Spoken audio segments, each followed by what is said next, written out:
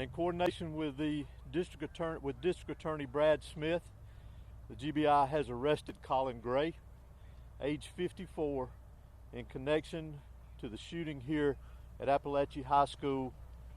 Colin is Colt Gray's father that was arrested yesterday.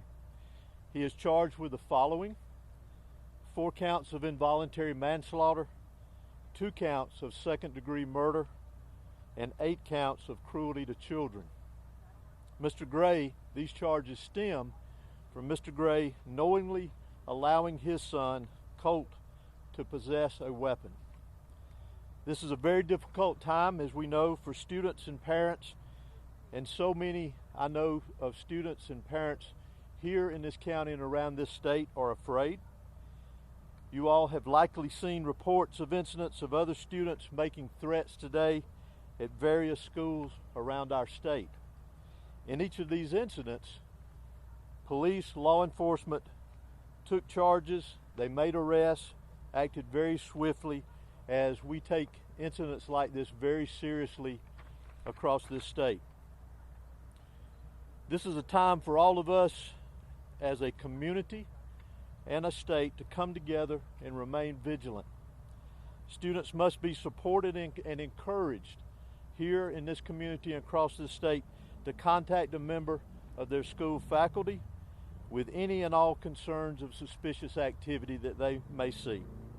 Local, state, and federal law enforcement will continue to work together around the clock in relation to this incident here and any other incidents that come up around this state that raise concern to the safety of our students, faculty, and citizens here in the state of Georgia. Additionally, Colt Gray, that was arrested yesterday for this incident, has now been charged with 4 counts of felony murder. And again, we will continue to work tirelessly to complete this investigation as we move forward. I will go ahead and mention to you, and as I say sometimes, I'm going to go ahead and apologize to you. As y'all all know, that this is a murder investigation.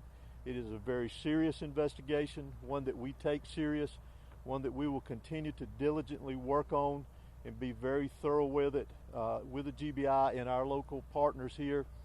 So you'll have to forgive us if we don't answer a lot of the questions that you ask. I know you have many, and we wish we could answer many of them for you, but we still obviously want to maintain the integrity of this investigation because it has a long way to go for it to be finished.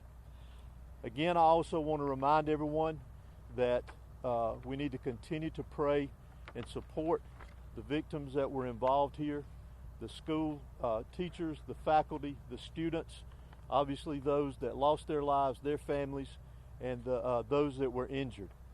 So I'd like to call on the sheriff to come and give you a brief update on the status of those that were injured from yesterday's event. Thank you. Thank you, Director Hosey. As Director Hosey said, I'd like to say that obviously we're lifting up those families. Our hearts are hurting for them, our kids, our students, our teachers. But the 9 injured, I am very happy to say will make a full recovery.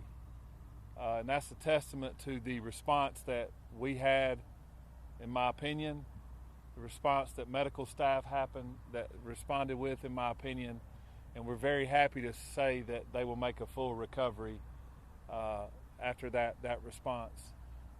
Again, please lift up our community. Please keep these children, these teachers. We call them teachers, but I call them heroes. We met with them today. Emotions are very high, obviously, but we told them that we love them. We love our teachers and what they do, and we're very happy at the fact that they stood in the gap between evil to protect their children, and we want to include them in the lives that were saved as well yesterday. But I wanted to report to you that all 9 people that are injured will expect to make a full recovery. Thank you. Are they still in the hospital? Several of them are still in the hospital. Some have been released. And Director, can you please explain, did the father actually give the gun to the suspect? Well, I'm gonna leave it as how I mentioned it in the release, that he knowingly allowed him to possess the weapon. Director, can you tell us about how the arrest happened today? Did he turn himself in? guys make contact with them? How did that go with investigators this afternoon with that arrest? I'm honestly not familiar with the details. All I can tell you is that he is in custody at this time. And is it likely anyone else will be arrested in this case? It's difficult to say at this point in time. We're obviously still investigating this, following all leads, all evidence, and we'll set to see where it takes us as we progress forward. The arrest was made when we had the probable cause to make the arrest. Do we know when his first court appearance will be? I'm not sure. No, ma'am. Did the dad bring him to school? I'm not sure about that either. I'm sorry. Are you able to explain the charges and how he has more charges than suspected? Not in great detail. The biggest thing, as I mentioned earlier, is that he is in custody at this point in time. His charges are directly connected with the actions of his son and allowing him to possess a weapon. Sheriff, will he be housed in your facility? That way he'll be held? How does that move forward? He'll be held in the Bexar County Detention Center. Will his mugshot be available tonight, or will it take some time until tomorrow to get his mugshot? It depends on how long it takes us to book him, but if it's available, we can get that to y'all tonight. Sheriff, If not tomorrow. You said some good news that some have been released. Do you know the numbers of patients that have been released, victims?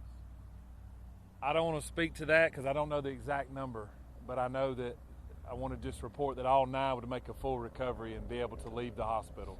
Sheriff, there were 9 people that were injured. Do we know if they are a mix of students and teachers or staff, or are they just students?